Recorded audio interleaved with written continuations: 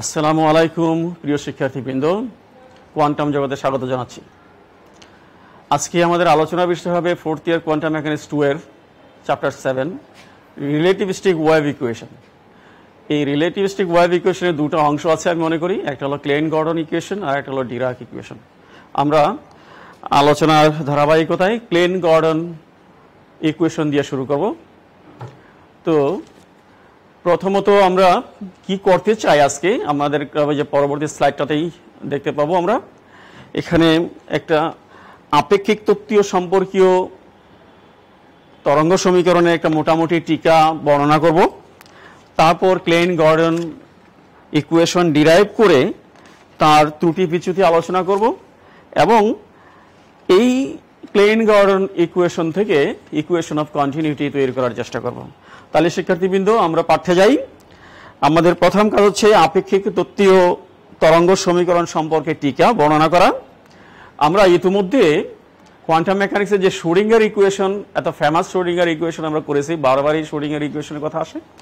এই শ্রোডিঙ্গার ইকুয়েশনটা আমরা যেভাবে লিখি সেটা হচ্ছে কি, শ্রোডিঙ্গার ইকুয়েশন হচ্ছে I S cut del psi by del T equal to minus H cut square by 2m del square psi plus V psi. এই যে ইকুয়েশন আমরা দেখি, এই ইকুয়েশনটা হচ্ছে আমাদের অতি পরিচিত শ্রোডিঙ্গার ইকুয়েশন। এই শ্রোডিঙ্গার ইকুয়েশনটা কিন্তু নন রিলেটিভিস্টিক, অর্থাৎ আপেক্ষিক তত্ত্বীয় যে ইফেক্ট, এই ইফেক্ট এইখানে নাই। আপেক্ষিক তত্ত্বীয় ইফেক্ট হচ্ছে গতিশীল কণার জন্য যে তত্ত্ব এবং যেখানে স্পেস এবং টাইমের ধারণা আছে, সেই তত্ত্বের সাথে সেই তত্ত্বের ইফেক্ট এখানে নাই। এই জন্য এটাকে বলা হয় নন রিলেটিভিস্টিক ওয়েভ ইকুয়েশন। এখান থেকে আমরা লক্ষ্য করতে পারি যে ইকুয়েশনে এখানে time derivative of Sai first অর্ডারের আছে, আর স্পেস ডেরিভেটিভ সময় স্থানের সাপেক্ষে যে ডেরিভেটিভ এটা 2 ডাইমেনশনাল আছে। কাজেই এরকম ফার্স্ট ডেরিভেটিভ এবং সেকেন্ড ডেরিভেটিভ একই ইকুয়েশনে থাকলে সেই ইকুয়েশন লরেন্স ট্রান্সফরমেশন দ্বারা ইনভেরিয়েন্ট হবে না, লরেন্স ট্রান্সফরমেশন দ্বারা অপরিবর্তিত থাকবে না। বিদায় এটা নন রিলেটিভিস্টিক ইকুয়েশন। কারণ আমরা ইতিমধ্যে জেনেছি যে রিলেটিভিটির যে ইকুয়েশনগুলো আছে সেগুলো লরেন্স ট্রান্সফরমেশন ফলো করে, অর্থাৎ লরেন্স ট্রান্সফরমেশনে তারা ইনভেরিয়েন্ট থাকে। লরেন্স ট্রান্সফরমেশনে ইনভেরিয়েন্ট হওয়াটা হচ্ছে আপেক্ষিকতার একটা গুরুত্বপূর্ণ শর্ত। সেই শর্ত এখানে নাই, শর্ত এখানে থাকার সুযোগ নাই বলে এই ইকুয়েশনটা হচ্ছে নন রিলেটিভিস্টিক ইকুয়েশন। তাছাড়া এখানে যে হ্যামিল্টনিয়ান ব্যবহার করা হয়, হ্যামিল্টনিয়ান যে কাইনেটিক এনার্জিটা আছে, কাইনেটিক এনার্জি হচ্ছে হ্যামিল্টনিয়ান আমরা যেখানে ব্যবহার করি, হ্যামিল্টনিয়ান এইচ ইকুয়াল টু হচ্ছে পি স্কোয়ার বাই 2m। এই যে সমীকরণ এইখানে যে অপারেটর ইউজ করা হয় এটা দ্রুতগামী কণার জন্য প্রযোজ্য হয় না। সুতরাং এই শ্রোডিঙ্গার ইকুয়েশন নন রিলেটিভিস্টিক ইকুয়েশন। এই জন্য আমাদের দরকার, যেহেতু কোয়ান্টাম মেকানিক্স হচ্ছে পার্টিকেলের জন্য মেকানিক্স, মাইক্রোস্কোপিক পার্টিকেলের জন্য মেকানিক্স, মাইক্রোস্কোপিক পার্টিকেল হচ্ছে স্পিডি পার্টিকেল। সুতরাং আমাদের দরকার একটা রিলেটিভিস্টিক ইকুয়েশন। এই রিলেটিভিস্টিক ইকুয়েশন তৈরি করার জন্য প্রথমত যে আমাদের হ্যামিল্টনিয়ান, এই হ্যামিল্টনিয়ানটাকে আমরা বদলাতে চাই। হ্যামিল্টনিয়ান হচ্ছে দ্রুতগামী কণার জন্য হ্যামিল্টনিয়ান এইচ ইকুয়াল টু আমরা জানি টোটাল এনার্জি ইকুয়াল টু জানি root of P square C square plus M square C to the power 4। এই এম হচ্ছে rest mass of the particle. তো এখানে যে ই এবং ভরবেগ আছে, এই ই এবং ভরবেগকে যদি আমরা অপারেটরে প্রকাশ করি, এনার্জি এবং ভরবেগ মোমেন্টাম, এটাকে যদি আমরা এনার্জিতে কনভার্ট করি, অপারেটরে লিখি, তাহলে হবে I H cut del by del T, this is for energy, equal to root of minus H cut square del square plus M square C to the power 4। এটা যদি করি আমরা তাহলে দেখা যাবে একটু প্রবলেম আসবে। প্রবলেমটা হচ্ছে কি, আমরা অপারেটরের মধ্যেই একটা বর্গমূল একটা প্রবলেম দেখি। এই বর্গমূল শ্রোডিঙ্গার ইকুয়েশনে ব্যবহার করা যায় না। কাজেই আমরা এইভাবে অপারেটরকে শ্রোডিঙ্গার ইকুয়েশনে ব্যবহার করতে পারবো না। আমরা এবার এটাকে আপেক্ষিক তত্ত্বীয় রূপটা, আমরা শ্রোডিঙ্গার ইকুয়েশনকে যদি আপেক্ষিক তত্ত্ব রূপ দিতে চাই তাহলে সেখানে এই বর্গমূলের প্রবলেমটাকে দূর করার জন্য, রিমুভ করার জন্য আমরা ই স্কোয়ারের অপারেটর ব্যবহার করতে পারি। ই স্কোয়ার অপারেটর, তাহলে ই স্কোয়ার, এটা শ্রোডিঙ্গার নিজে প্রস্তাব করেন যে এখানে যদি আমরা ই স্কোয়ার অপারেটর আমরা ব্যবহার করি তাহলে কেমন হয়। তাহলে ই স্কোয়ার অপারেটর দিয়ে আমরা যদি করি এটাকে, তাহলে কি দাঁড়ায়, ই স্কোয়ার ইকুয়াল টু দাঁড়াইল P square C square plus M square C to the power 4। আর এটা যদি আমরা শ্রোডিঙ্গার ইকুয়েশনে ব্যবহার করি তাহলে হবে এই ই এর জন্য এই যে এরকম অপারেটর যদি আমরা ব্যবহার করি তাহলে হবে minus H cut square del psi by del T square equal to minus H cut square C square del square P এর জন্য, এইটা হলো ডেল স্কোয়ার পি এর জন্য আসলো, plus M square C to the power 4 psi. এটাকে একটু rearrange যদি করে লিখি, একটু গুছিয়ে সাইডগুলো চেঞ্জ করে এবং কিছু সরল করে, তাহলে আমরা যে সমীকরণটা পাই সেই সমীকরণ হচ্ছে del square psi minus 1/c square del square psi by del T square minus M square C to the 4 C square by S cut square psi equal to 0। আমরা এখানে ইকুয়েশন নাম্বার এটাকে 2 দেই, ইকুয়েশন নাম্বার 2, আর আমার equation number এটা ছিল 1। তাহলে এই যে 2 নম্বর যে ইকুয়েশন আমরা দাঁড়াইলাম এসে, এটা হলো আপেক্ষিক তত্ত্বীয় শ্রোডিঙ্গার ইকুয়েশন। হ্যাঁ, আমরা কি করলাম, শ্রোডিঙ্গার ইকুয়েশনে আপেক্ষিক তত্ত্বীয় একটা ইফেক্ট এখানে প্রয়োগ করলাম। কি ইফেক্ট? এনার্জির যে ইফেক্ট, এই এনার্জির এটা আপেক্ষিক তত্ত্বীয় সমীকরণ, এই ইফেক্ট আমরা এই শ্রোডিঙ্গার ইকুয়েশনে ইউজ করেছি বলে শেষমেশ আমরা যে ইকুয়েশনটা পাইলাম এটাকে আমরা বলতে পারি যে এটা রিলেটিভিস্টিক ওয়েভ ইকুয়েশন। কিন্তু এটা বড় সমস্যা হচ্ছে বাস্তব ক্ষেত্রে এর প্রয়োগ করার কোনো সফলতা পাওয়া যায় না। সেই কারণে একটা যথার্থ রিলেটিভিস্টিক ওয়েভ ইকুয়েশন প্রয়োজন হয়ে দাঁড়ালো, এবং সেই ক্ষেত্রে আমরা যেটা আলোচনা করব Klein Gordon wave equation. Oscar Klein এবং ওয়াল্টার গর্ডন এমন একটা তরঙ্গ সমীকরণ প্রতিপাদন করার চেষ্টা করেন যেটা লরেন্স ট্রান্সফরমেশনের ইনভেরিয়েন্ট হবে, অর্থাৎ লরেন্স ট্রান্সফরমেশন দ্বারা এটা অপরিবর্তিত থাকবে এবং সাথে সাথে দ্রুতগামী কণার ক্ষেত্রেও প্রযোজ্য হবে। এরকম একটা শ্রোডিঙ্গার ইকুয়েশন তারা তৈরি করার চেষ্টা করলেন। আমাদের এখন কাজ হচ্ছে কিন্তু ক্লেন গর্ডন সমীকরণ প্রতিপাদন করা। ক্লেন গর্ডন সমীকরণ প্রতিপাদন করতে যাচ্ছি। সেই ক্ষেত্রে আমাদের উদ্দেশ্য হচ্ছে যে এমন একটা সমীকরণ চাই যেই সমীকরণ কি করবে, লরেন্স ট্রান্সফরমেশনকে সাপোর্ট করবে, লরেন্স ট্রান্সফরমেশন দ্বারা ইনভেরিয়েন্ট হবে এবং দ্রুতগামী কণার জন্য প্রযোজ্য হবে। সেজন্য অস্কার ক্লেন, ওয়াল্টার গর্ডন, দুজন বৈজ্ঞানিক, তারা শ্রোডিঙ্গার ইকুয়েশনের 2টা সংশোধন করেন। প্রথমত সংশোধন হচ্ছে তারা যে তরঙ্গ ফাংশন ব্যবহার করেন, ওয়েভ ফাংশন বা এই যে সাই যেটা আমরা ব্যবহার করি, সাই শ্রোডিঙ্গার ইকুয়েশনে যে সাই ব্যবহার করা হলো, ক্লেন এবং গর্ডন তারা প্রস্তাব করলেন এই সাই হবে 4 ডাইমেনশনাল স্পেসে, চতুর্মাত্রিক জগতে, যেই জগৎটাকে বলা হয় আমরা বলি মিনকোয়াস্কি স্পেস, ওটাকে বলা হয় সময় এবং স্থান জগৎ। এই জগতে টাইম স্পেস কন্টিনাম স্পেস টাইম কন্টিনাম, স্থান এবং সময়, স্থান এবং কাল জগতের মধ্যে, চতুর্মাত্রিক জগতের মধ্যে সাইকে ডিফাইন করলেন। ওনারা প্রস্তাব করলেন সাই ওই 4 ডাইমেনশনাল স্পেসে ডিফাইন করতে হবে। এই জগতে 4 dimensional space, 4 dimensional space, 4 dimensional space, যেটাকে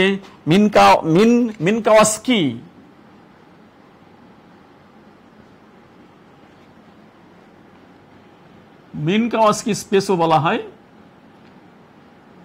এই স্পেসে আমরা ওয়াই ফাংশনকে ডিফাইন করব। এই স্পেসে যে স্থানাঙ্কগুলো আছে, 4টা স্থানাঙ্ক, আমাদের কার্টেসিয়ান কোঅর্ডিনেট সিস্টেমে আমাদের স্থানাঙ্ক হচ্ছে এক্স, ওয়াই আর জেড। আর 4 ডাইমেনশনাল যদি করতে চাই তাহলে আরেকটা স্থানাঙ্ক আসবে, সেটা টাইম।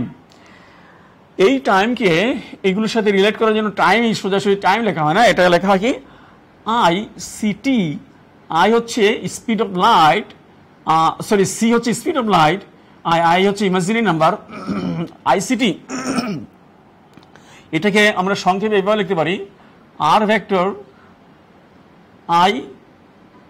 I city. এই আর ভেক্টর হচ্ছে 3 ডাইমেনশনাল আর vector, x y z, combination of x y z আর আই সিটি। এটাকে আমরা 4 ডাইমেনশনাল স্পেসে এটাকে আমরা ভিন্নভাবে প্রকাশ করি। ভিন্নভাবে হচ্ছে কি এইভাবে, এক্স মিউ, এখানে মিউ এর ভ্যালু হতে পারে, মিউ এর ভ্যালু হবে 0, 1, 2, 3। যখন মিউ ইকুয়াল টু 0 হবে, mu equal to 0, x0 mean করে আই সি টি কে। আর x equal to mu equal to 1, x1 হচ্ছে x, mu equal to 2, x2, this is equal to y, mu equal to 3, x3, this is equal to z। এইভাবে আমরা সংক্ষেপে এটাকে সংক্ষেপে লেখা হয় x mu. x mu is the coordinate of 4 dimensional space, যে স্পেসে স্থান আছে এবং কাল আছে। এখানে যে ভেক্টরগুলো ব্যবহার করা হয় সেই ভেক্টরগুলোকে বলা হয় 4 ভেক্টর। সুতরাং আমাদের যে মোমেন্টাম আসবে সেই মোমেন্টাম হবে 4 মোমেন্টাম। 4 মোমেন্টাম কেমন? 4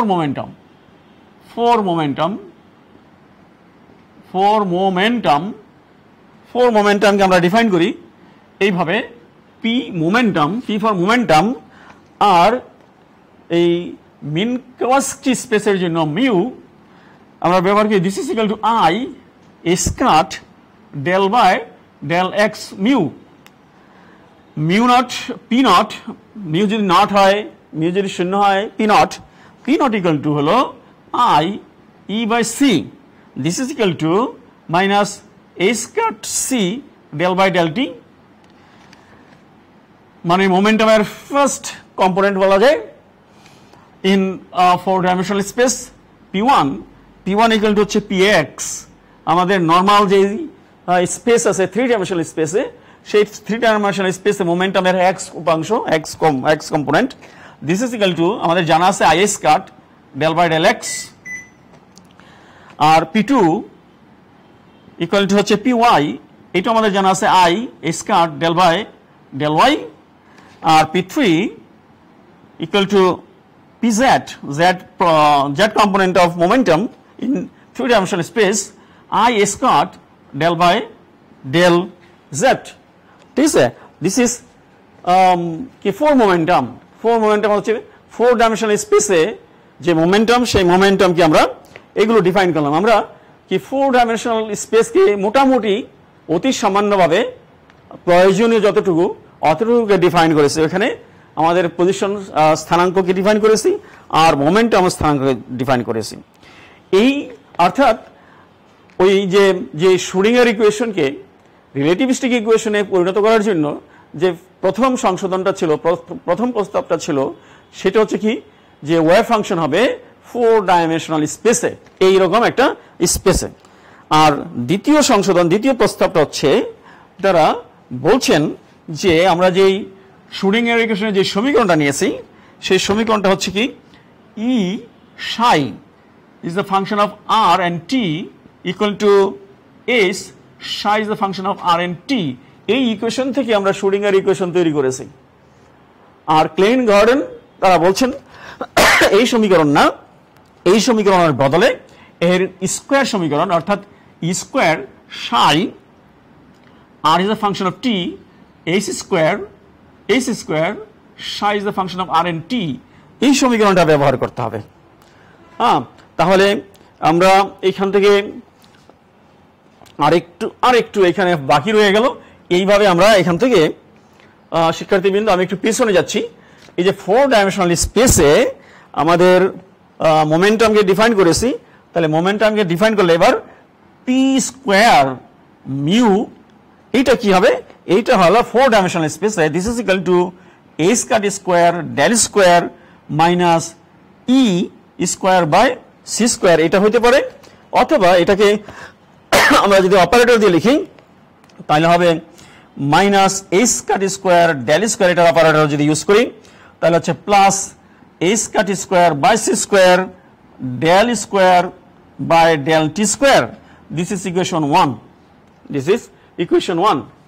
আমরা গর্ডন ক্লেইন গর্ডন সমীকরণ প্রতিপাদন করতেছি, তার জন্য ইকুয়েশন 1, এটা ইকুয়েশন 1 আর এটা হলো ইকুয়েশন 2। আমি দুটো সংশোধনের কথা বলছি, আবার রিপিট করতেছি যে শ্রোডিঙ্গার ইকুয়েশনকে রিলেটিভিস্টিক করার জন্য ক্লেইন গর্ডন ফার্স্ট যে প্রস্তাব দেন সেটা হচ্ছে সেটা হলো ওয়েভ ফাংশন হবে 4 ডাইমেনশনাল স্পেসে, এরকম 4 ডাইমেনশনাল স্পেসে ওয়েভ ফাংশন হবে, সেই ক্ষেত্রে মোমেন্টাম এইভাবে বদলায় যাবে।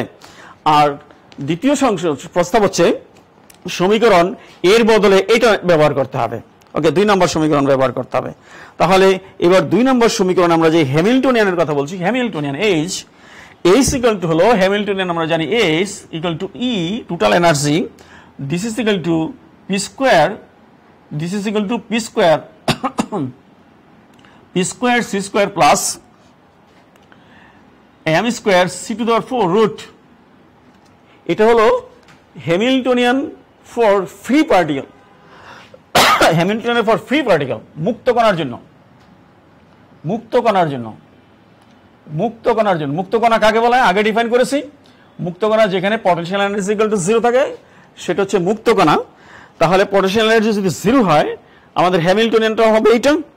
আর এটাকে যদি আমরা বর্গ করে ফেলি, বর্গ করলে হবে এইচ স্কোয়ার ইকুয়াল টু হলো p square C square plus M square C to the power 4। Equation number আমার এখানে 3, দিস ইজ ইকুয়েশন 3।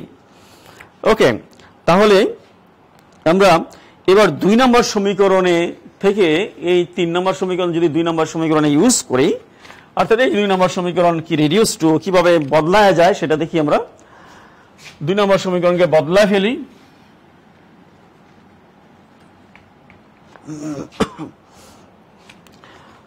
তাহলে 2 নম্বর হলো কি?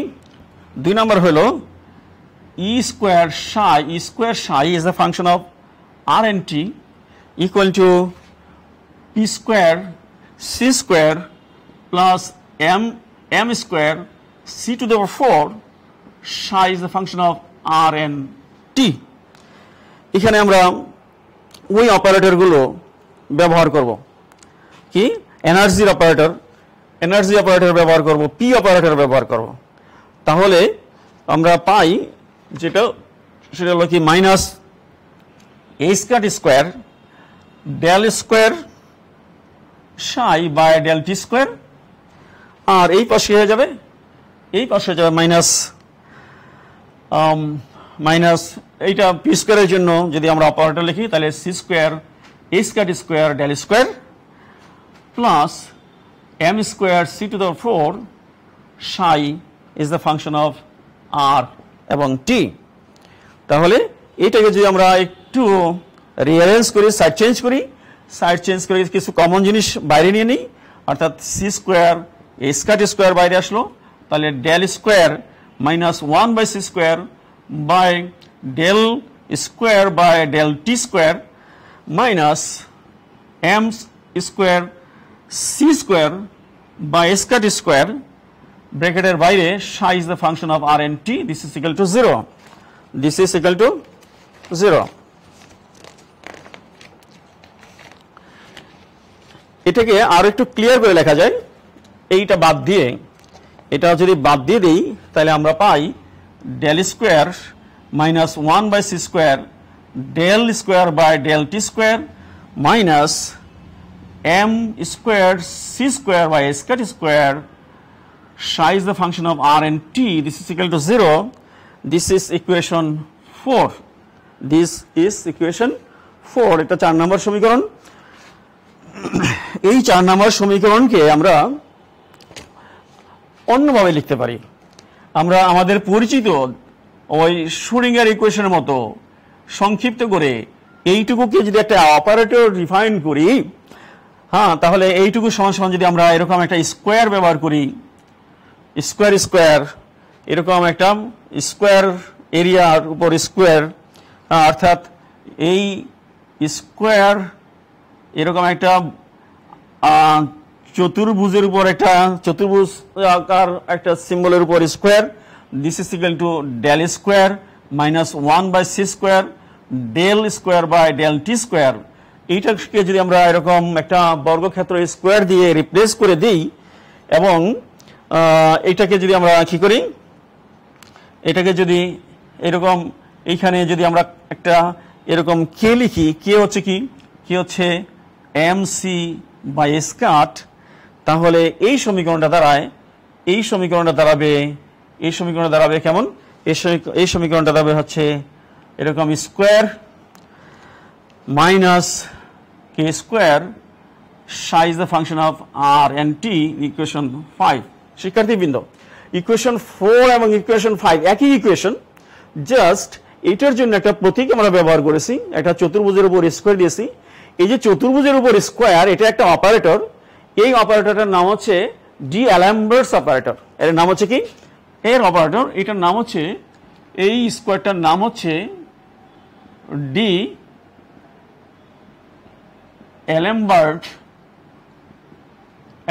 অপারেটর। ডি-অ্যালembert অপারেটর, এটাকে ডি-অ্যালembert অপারেটর বলা হয়। এই স্কোয়ারটাকে ডি-অ্যালembert অপারেটর বলা হয়। তাই ডি-অ্যালembert অপারেটর দিলে এই সমীকরণটাকে আর একটু সংক্ষিপ্ত করে লেখা গেল। তাহলে ইকুয়েশন 4 এবং আর ইকুয়েশন 5 এগুলো একই ইকুয়েশন। ইকুয়েশন 4 এবং ইকুয়েশন 5 এই দুইটাই হচ্ছে কি ক্লেইন গর্ডন সমীকরণ।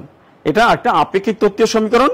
এখানে সময় এবং স্থানের ব্যবকলন আমরা দেখব যে সবই সেকেন্ড অর্ডারের।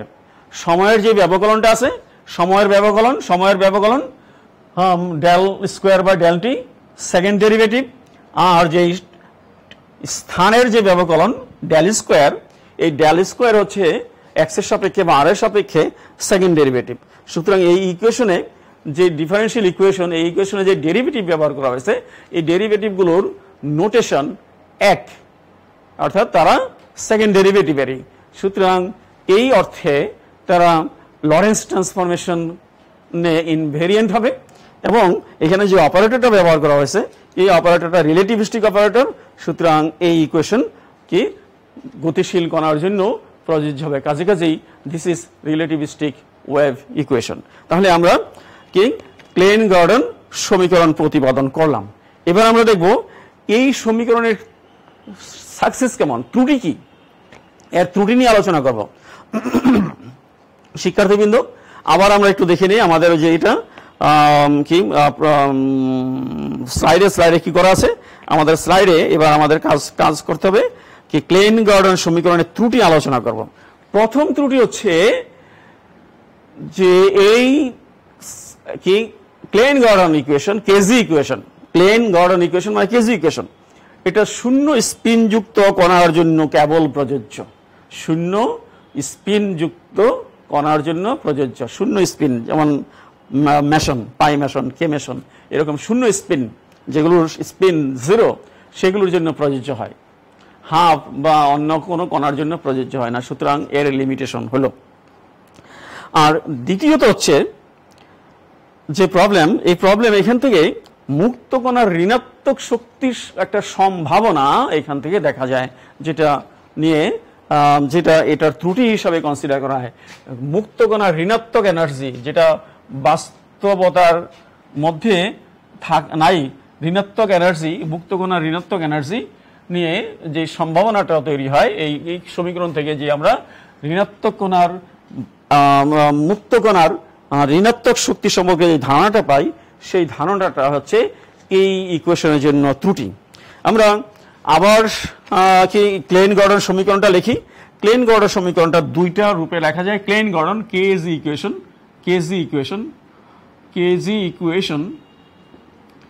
ইকুয়েশন হচ্ছে কি del square minus 1/c² del square by del T square minus m² c² by scot square একেবারে বাইরে psi is the function of Rnt, this is equal to 0. This is our KZ equation, Klein Gordon equation. এই clan Gordon ইকুয়েশনের যে সমাধান, এই সমাধানটা হচ্ছে psi is the function of, এর সমাধান হচ্ছে psi is the function of Rnt.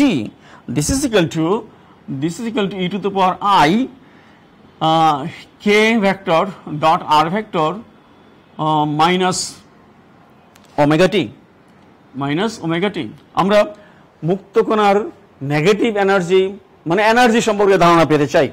তাহলে এই যে সলিউশন, এই সলিউশনটাকে আমরা এখানে পুট করব। এখানে পুট করার আগে এই সমীকরণটাকে দুইবার সময়ের সাপেক্ষে ব্যবকলন করব আর দুইবার স্পেসের সাপেক্ষে, স্থানের সাপেক্ষে ব্যবকলন করব, তাহলে বসাবো। আচ্ছা, স্থানের সাপেক্ষে যদি আমরা ব্যবকলন করি, এটাকে দুইবার স্থানের সাপেক্ষে ব্যবকলন করি, তাহলে হচ্ছে del square psi by del x square. এটা এই যে এখানে আছে ওয়ান ডাইমেনশনাল জিনিসটাকে আমি সহজ করার জন্য এখানে ওয়ান ডাইমেনশনাল ডেরিভেটিভ করতেছি। This is equal to E to the power I K vector dot R vector minus omega T. আর এই যে এখান থেকে এটা তো আর এর সাপেক্ষে ব্যবকলন, এখান থেকে আই কে আসবে দুইবার, সুতরাং আই কে স্কোয়ার দুইবার আই কে স্কোয়ার আসবে। একই রকম একইভাবে এটাকে যদি আমরা সময় সাপেক্ষে ব্যবকলন করি, তাহলে del square psi by del T square equal to হবে E to the power I K vector dot R vector minus omega T. এখান থেকে কি আসবে? এখান থেকে টি এর সাপেক্ষে ব্যবকলন করব, সুতরাং এখান থেকে আই ওমেগা আসবে একবার দুইবার আসবে।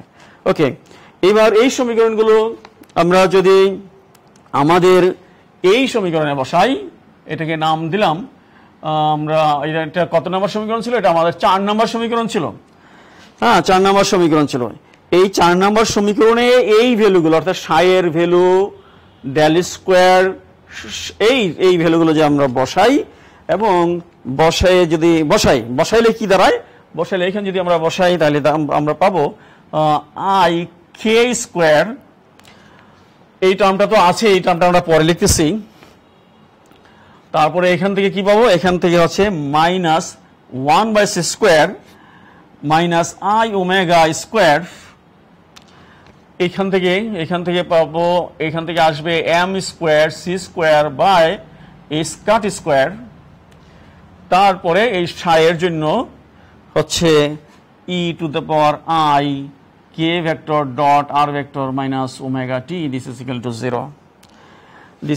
0। এখান থেকে আমরা এটাকে সমাধান করি, একটু সরল করলে আমরা পাই, এখান থেকে পাই মাইনাস কে স্কোয়ার, এখান থেকে পাই মাইনাস, এখানে একটা মাইনাস আসবে, মাইনাসে প্লাস হচ্ছে omega square by c square minus m² by scot square equal to 0।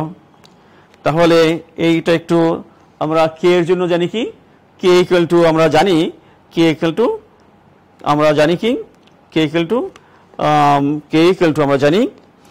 কে এর জন্য এখানে মান বসাই দেই, তাহলে হবে কি এই সমীকরণটাকে একটা কাজ করি, এটাকে গুণ করি। কি দিয়ে গুণ করব?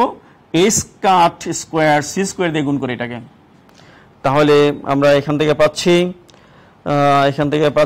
স্কট সি স্কোয়ার দিয়ে গুণ করলে হচ্ছে মাইনাস স্কট স্কোয়ার কে স্কোয়ার সি স্কোয়ার প্লাস কি করছি, এটাকে স্কট সি স্কোয়ার দিয়ে গুণ করতেছি, তাহলে হচ্ছে a square square omega square minus এখানে কি হবে m square a square c square দিয়ে গুণ হচ্ছে a স্কয়ার স্কয়ার বাদ, সুতরাং c to the 4 equal to 0, c to the 4 equal to 0।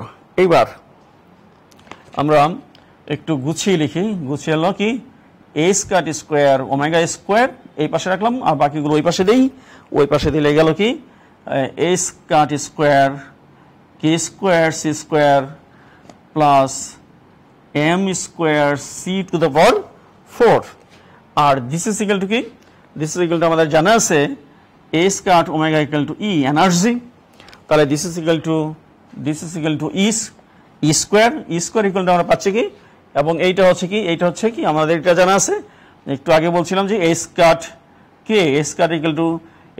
Equal to p momentum, তাহলে আমরা পাচ্ছি এখান থেকে momentum square plus c square, আর এখান থেকে পাচ্ছি কি m square c to the power 4, তাহলে এখান থেকে আমরা e পাচ্ছি কি e ইকুয়াল টু পাচ্ছি plus minus root of p square c square plus m square c to the power 4। Equation number কত? ইকুয়েশন নাম্বার আমার 6। তাহলে শিক্ষার্থীবৃন্দ, আমরা যে কেজি ইকুয়েশনে যে সমাধান তৈরি করলাম, সেই সমাধান আবার কেজি ইকুয়েশনে বসানোর পরে যে এনার্জিটা আমরা পাচ্ছি, সেই এনার্জিতে দেখছি প্লাস এনার্জি এবং মাইনাস এনার্জি হতে পারে। দেখা যাচ্ছে যে মুক্ত কণার জন্য শক্তি ধনাত্মক বা ঋণাত্মক হতে পারে। ধনাত্মক তো ঠিক আছে, ধনাত্মক এনার্জি, এই ঋণাত্মক শক্তির সম্ভাবনা এই কেজি সমীকরণের জন্য একটা সমস্যা তৈরি করলো। সুতরাং আমরা দেখলাম যে কেজি ইকুয়েশন যদিও রিলেটিভিস্টিক ইকুয়েশন, কিন্তু সে সমস্যা সমৃদ্ধ একটা কি রিলেটিভিস্টিক ইকুয়েশন হয়ে দাঁড়াইলো। আমরা রিলেটিভিস্টিক ইকুয়েশন পাইলাম, কিন্তু একটা যথার্থ রিলেটিভিস্টিক ইকুয়েশন আমরা এখনো বুঝতে পারলাম না। তবুও এই ওই ইতিহাসের ধারাবাহিকতায় এই কেজি ইকুয়েশন এখনো টিকে থাকবে এবং ভবিষ্যতেও টিকে থাকবে। এই কেজি ইকুয়েশন আমাদের লেখাপড়া করতে হবে, এর ত্রুটি লেখাপড়া করতে হবে, এর ত্রুটির থেকেই আমরা এর ত্রুটি সংশোধন করেই আমরা হয়তো যথার্থ কি রিলেটিভিস্টিক একটা ইকুয়েশন পাবো আশা করি। আচ্ছা শিক্ষার্থীবৃন্দ, তাহলে এই অবস্থায় আমাদের করণীয় হচ্ছে, এবার আমরা আমাদের পরবর্তী কাজ হচ্ছে, পরবর্তী ওয়ার্ক হচ্ছে derive equation of continuity applying KG equation ব্যবহার করে আমরা ইকুয়েশন অফ কন্টিনিউটিও তৈরি করব। আমরা থার্ড ইয়ারে শুরিংয়ের ইকুয়েশন পড়েছি এবং ওই শুরিংয়ের ইকুয়েশনের ইকুয়েশন অফ কন্টিনিউটিও আমাদের করেছি। ইকুয়েশন অফ কন্টিনিউটি এইখান থেকে আমরা কেজি ইকুয়েশন থেকেও ইকুয়েশন অফ কন্টিনিউটি করে দেখব এবং শুরিংয়ের ইকুয়েশন কন্টিনিউটির সাথে আমরা এর একটা সাদৃশ্যও আলোচনা করব। তাহলে শিক্ষার্থীবৃন্দ, আবার আমরা কেজি ইকুয়েশন লিখি।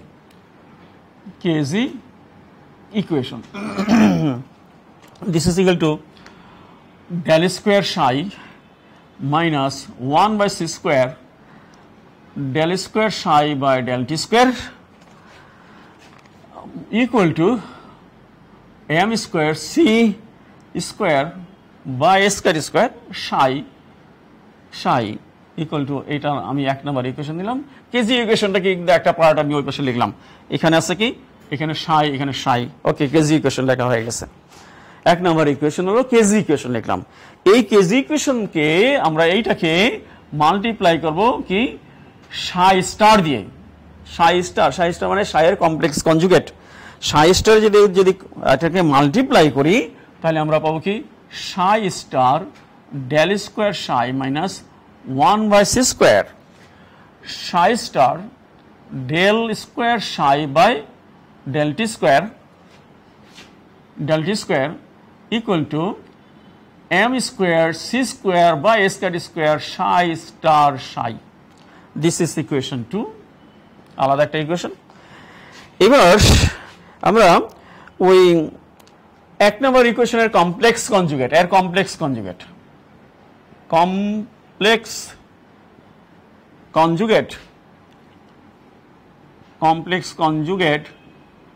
অফ ইকুয়েশন 1 এর কমপ্লেক্স কনজুগেটটা লিখবো।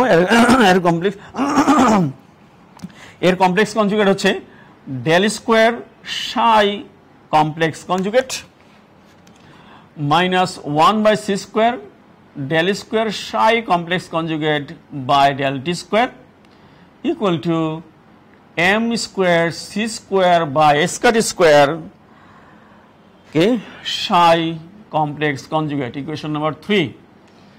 এই ইকুয়েশন নাম্বার 3 কে আমরা সাই দিয়ে গুণ করব। হ্যাঁ, ইকুয়েশন নাম্বার 3 কে সাই দিয়ে গুণ করি।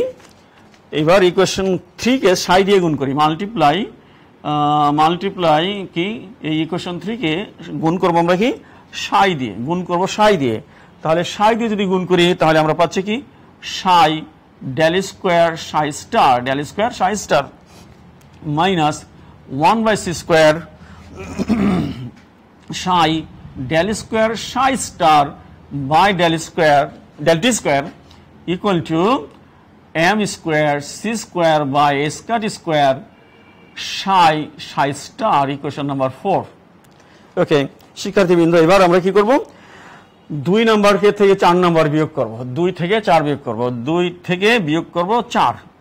2 থেকে 4 যদি বিয়োগ করি তাহলে কি পাই আমরা, এইটার থেকে এটা বিয়োগ করতেছি, তাহলে হচ্ছে আমরা পাচ্ছি psi star del square psi minus এটা psi del square psi star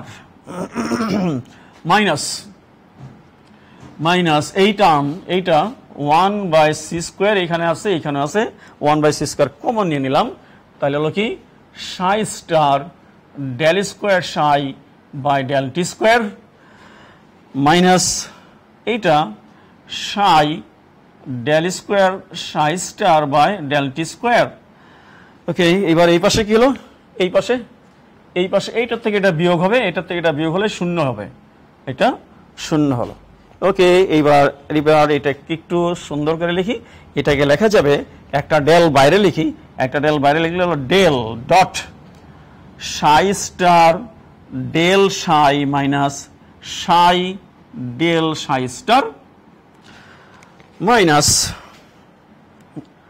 না প্লাস দেব। আচ্ছা, মাইনাসই থাকুক 1/c square 1/c square yes 1/c square থাকুক। এবার এখান থেকে একটা অপারেটর বাইরে নেই, অর্থাৎ del by del t operator যদি বাইরে নেই তাহলে ভিতরে থাকবে কি, ভিতরে থাকবে psi star del psi by del t minus psi star del T equal to 0।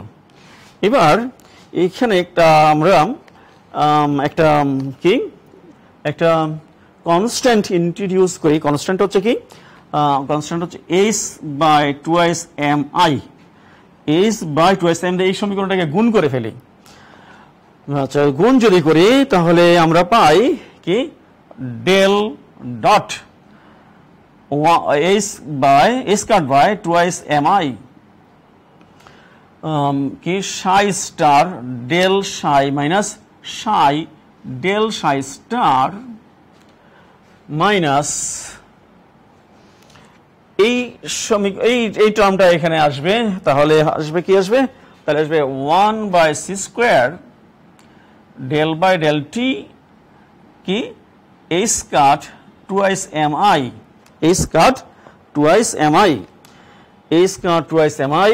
আর হলো কি psi star del psi by del t minus psi del psi star by del T equal to 0।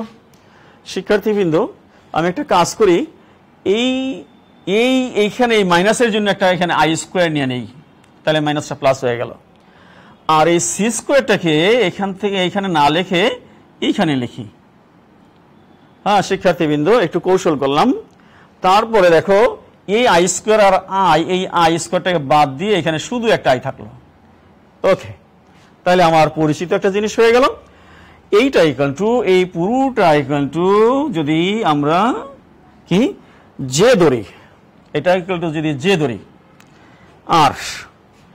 আর এই পুরোটা এইটা equal to যদি আমরা P ধরি, এটা equal যদি আমরা পি ধরি, ওকে, তাহলে আমাদের অতি পরিচিত একটা সমীকরণ আমরা পাই, সেটা হচ্ছে কি del dot J plus del p by del T equal to 0। আমার মনে হয় শিক্ষার্থীবৃন্দ এই সমীকরণ তোমাদের অতি পরিচিত, এটা থার্ড ইয়ারে পড়া আছে। শুধু থার্ড ইয়ারে না, এখানে এটা একেবারে ফার্স্ট ইয়ারে ক্লাসিক্যাল মেকানিক্সে পড়া ছিল, equation of continuity. Equation of continuity করা ছিল, সুতরাং this is equation of continuity. কিন্তু কথা হচ্ছে এই টার্মগুলো, এটা কি, এটার নাম হচ্ছে, এটাকে বলা হয় কারেন্ট ডেন্সিটি। কোয়ান্টাম মেকানিক্সে এটার নাম হচ্ছে প্রবাবিলিটি কারেন্ট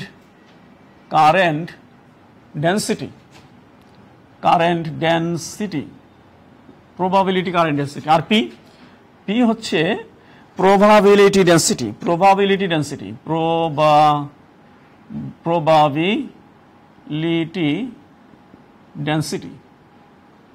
ডেন্সিটি। শিক্ষার্থীবৃন্দ একটু লক্ষ্য করো, আমরা জেকে ডিফাইন করেছি এইভাবে, এবং এই যে জেকে যে ডেফিনেশন আমরা এখানে দিয়েছি, this is same form as non relativistic equation. অর্থাৎ শ্রোডিঙ্গার ইকুয়েশনে আমরা যে কারেন্ট ডেন্সিটি যেভাবে ডিফাইন করেছি, এইখানেও কারেন্ট ডেন্সিটির ডেফিনেশনটা একই রকমের আছে। অর্থাৎ রিলেটিভিস্টিক, নন রিলেটিভিস্টিক কারেন্ট ডেন্সিটি একই রকমের আছে।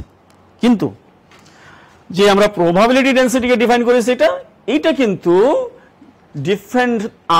Different then the non relativistic definition. ওখানে নন রিলেটিভিস্টিক ডেফিনেশনে কি ছিল, প্রবাবিলিটি ডেন্সিটি ছিল পি ইকুয়াল টু ছিল সাই স্টার সাই।